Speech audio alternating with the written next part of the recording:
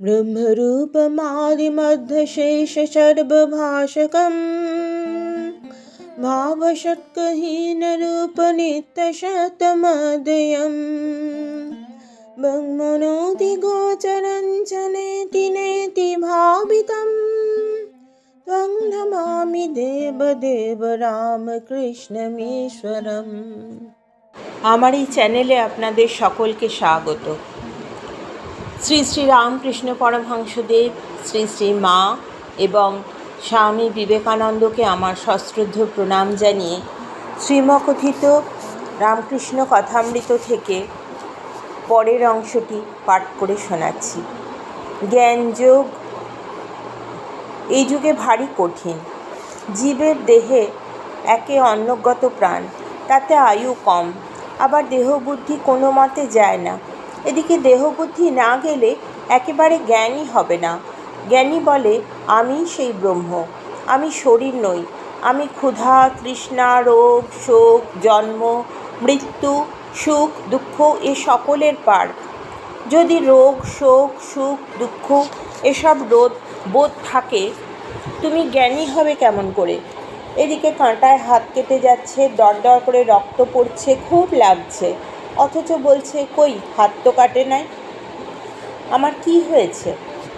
জ্ঞানযোগ বা কর্মযোগ যুগধর্ম নয়, তাই এ যুগের পক্ষে ভক্তিযোগ। এতে অন্যান্য পথের চেয়ে সহজে ঈশ্বরের কাছে যাওয়া যায়। জ্ঞানযোগ বা কর্মযোগ আর অন্যান্য পথ দিয়ে ঈশ্বরের কাছে যাওয়া যেতে পারে, কিন্তু এসব ভারী কঠিন।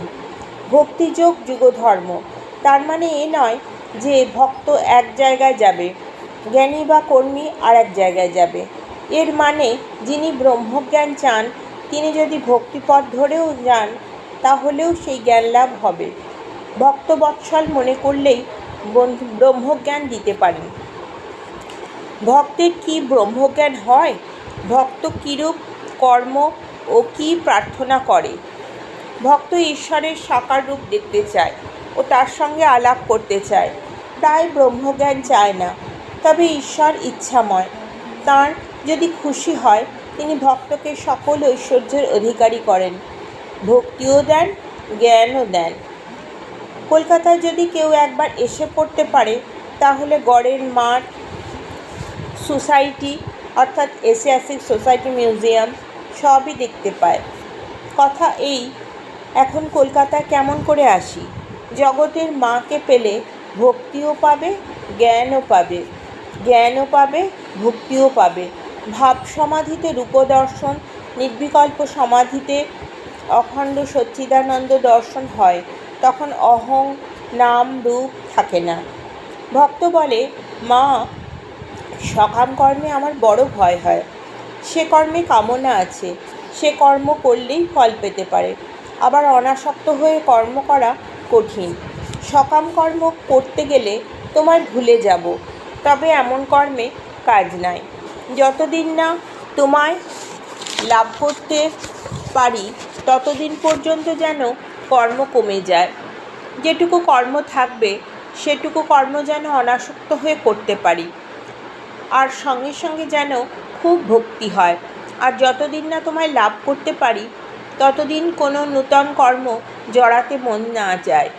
তবে যখন তুমি আদেশ করবে তখন তোমার কর্ম করব, নচেত নয়। তীর্থযাত্রা ও ঠাকুর শ্রীরামকৃষ্ণ। আচার্যের 3 শ্রেণী। পণ্ডিত মহাশয়ের তীর্থে কতদূর যাওয়া হয়েছিল? শ্রীরামকৃষ্ণ: হ্যাঁ, কতক জায়গা দেখেছি। সহাস্যের: হাজরা অনেক দূর গিয়েছিল আর খুব উঁচুতে উঠেছিল। ঋষিকেশ গিয়েছিল। সকলের হাস্য: আমি অত দূর যাই নাই, অত উঁচুতেও উঠি নাই। চিল শকুনিও অনেক উচ্চে উঠে, কিন্তু নজর ভাগাড়ে। সকলের হাস্য: ভাগাড় কি জানো? কামিনী ও কাঞ্চন। যদি এখানে বসে ভক্তি লাভ করতে পারো তাহলে তীর্থে যাওয়ার কি দরকার? কাশী গিয়ে দেখলাম সেই গাছ, সেই তেঁতুল পাতা। তীর্থে গিয়ে যদি ভক্তি লাভ না হলো তাহলে তীর্থ যাওয়ার আর ফল হলো না। আর ভক্তিই সার, একমাত্র প্রয়োজন। চিল শকুনি কি জানো?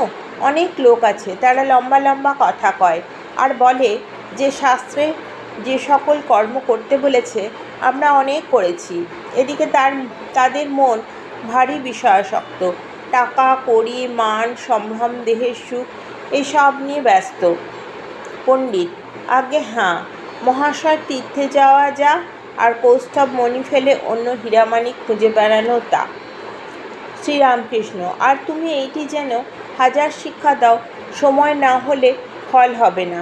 ছেলে বিছানার সময় শোবার সময় মাকে বলে, মা আমার যখন আগা পাবে তখন তুমি আমায় উঠিও। মা বললে, বাবা আগাই তোমাকে ওঠাবে, এজন্য তুমি কিছু ভেবো না। হাস্য: সেইরূপ ভগবানের জন্য ব্যাকুল হওয়া ঠিক সময় হলেই হয়। পাত্রাপাত্র দেখে উপদেশ: ঈশ্বর কি দয়াময়? 3 রকম বৈদ্য আছে। একরকম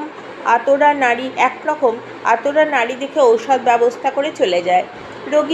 রোগীকে কেবল বলে, ঔষধ খেও হে, এরা অধম থাকের বৈদ্য। সেইরূপ কতগুলি আচার্য উপদেশ দিয়ে যায়, কিন্তু উপদেশ লোকের ভালো হলো কি মন্দ হলো তা দেখে না, তার জন্য ভাবে না। কতকগুলি বৈদ্য আছে, তারা ঔষধ ব্যবস্থা করে রোগীকে ঔষধ খেতে বলে। রোগী যখন খেতে না চায় তাকে অনেক বোঝায়। এরা মধ্যম থাকের বৈদ্য। সেইরূপ মধ্যম থাকের আচার্যও আছে, তারা উপদেশ দেন, আবার অনেক করে লোকদের বোঝান যাতে তারা উপদেশ অনুসারে চলে। আবার উত্তম থাকের বৈদ্য আছে, মিষ্ট কথাতে রোগী যদি না বোঝে তারা জোর পর্যন্ত করে, দরকার হয় রোগীর বুকে হাঁটু দিয়ে রোগীকে ঔষধ গিলিয়ে দেয়। সেইরূপ উত্তম থাকের আচার্য আছে, তাঁরা ঈশ্বরের পথে আনবার জন্য শিষ্যের উপর জোর পর্যন্ত করেন।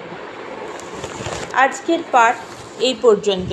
আপনারা ধৈর্য ধরে এতক্ষণ পর্যন্ত আমার এই পাঠ শুনলেন, সেজন্য আপনাদের সকলকে অজস্র ধন্যবাদ। শ্রী শ্রী রামকৃষ্ণ পরমহংসদেবকে আবার আমার ভক্তিপূর্ণ প্রণাম জানিয়ে আজকের পাঠ শেষ করছি। আমার চ্যানেলটি যদি আপনারা সাবস্ক্রাইব করেন তাহলে পরবর্তী পর্বগুলি সহজেই পেয়ে যাবেন। ধন্যবাদ, ভালো থাকবেন। পাবনং পঙ্কজম ত্বং নমামি দেবদেব রামকৃষ্ণমীশ্বরম। तं नमामि देवदेव रामकृष्णमीश्वरम्।